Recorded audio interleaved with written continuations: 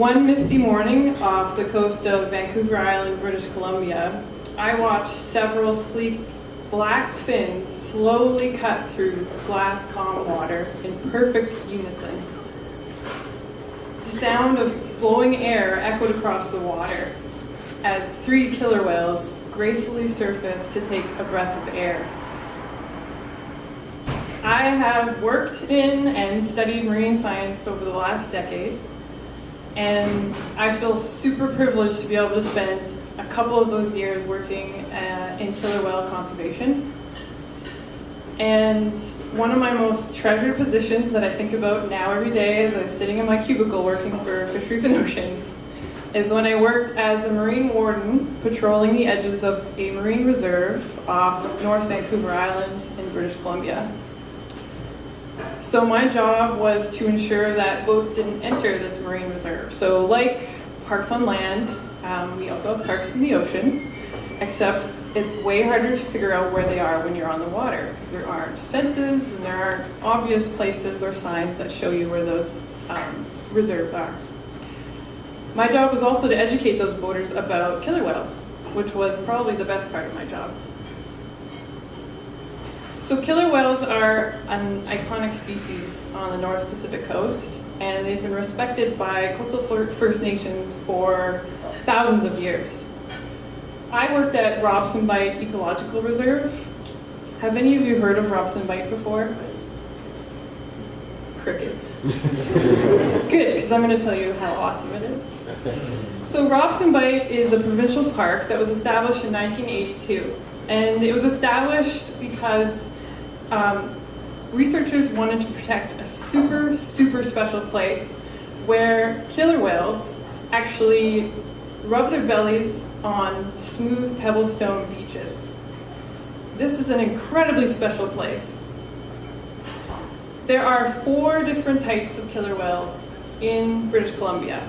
They're all the same species, but first there is the transient killer whales. So these killer whales travel up and down the west coast of North America, feeding on marine mammals, including sea lions, seals, dolphins, porpoises, and unfortunately, baby whales.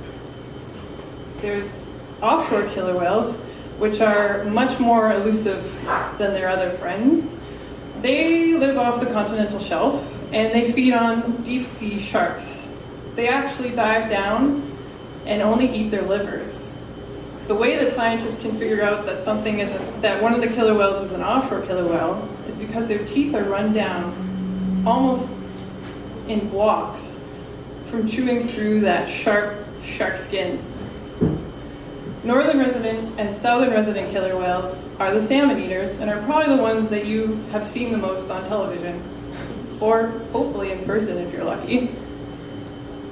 And they actually stick close to the river mouths up and down the Pacific coast that the salmon that they eat frequent every year.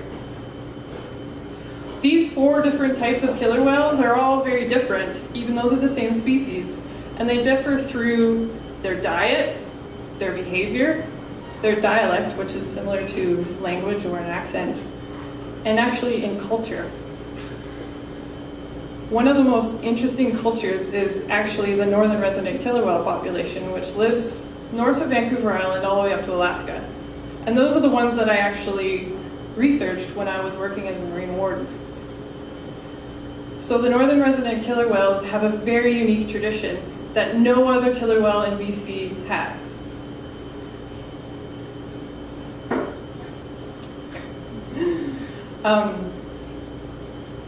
They actually come together as a family pod, and they scratch their bellies on steep, smooth pebblestone beaches.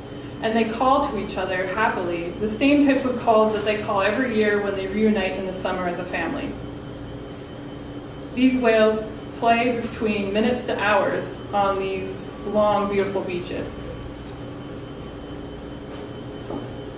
These whales also are seen to almost behave like they're having a day at the spa. So imagine you're at Spa Nordique and you're having a wonderful time.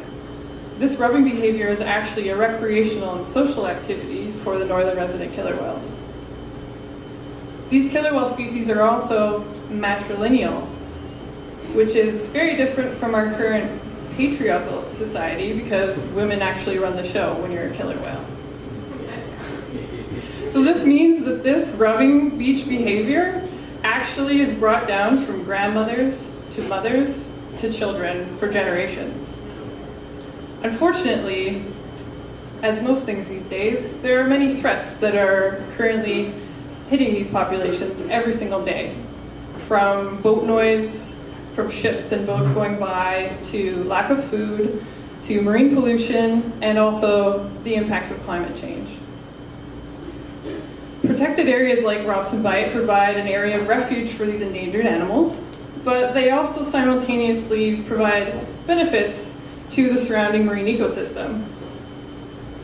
Although they're not the only solution and an all-encompassing solution for all of these threats to the killer whales, there are so many benefits that marine reserves have other than protecting special cultural places like Robson Bight Beach. They actually increase biodiversity, and that biodiversity leads to benefits to local fisher people and to the economy, so through whale watching and tourism.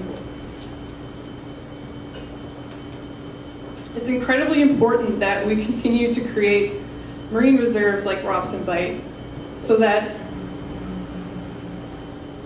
the daughters of today's killer whales have the chance to teach their children the traditions like rubbing beach behavior for generations to come. Thank you.